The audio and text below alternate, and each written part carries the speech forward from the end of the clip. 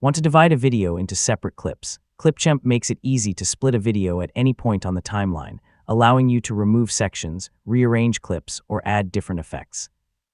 In this guide, I'll show you how to split a video in Clipchamp in 2026. First, open Clipchamp and create a new project, or open an existing project.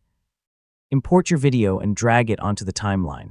Make sure the clip is selected before making any edits. Now play the video and find the exact point where you want to divide it. Move the playhead along the timeline and stop at the desired position. Zooming into the timeline can help you make a more precise selection.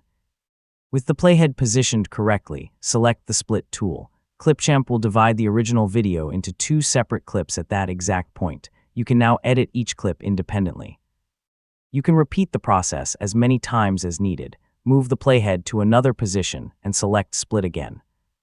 Yeah, this is useful when you want to break a long recording into several smaller sections. To remove a section, first split the video at both ends of the part you don't want.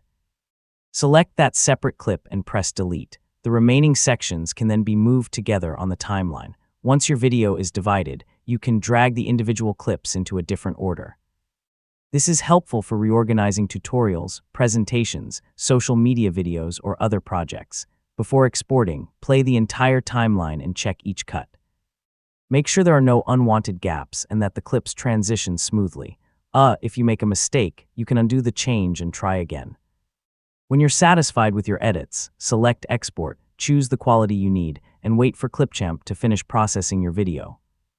And that's how to split a video in Clipchamp in 2026. Position the playhead, use split, edit your individual clips, preview the result, and export your finished video.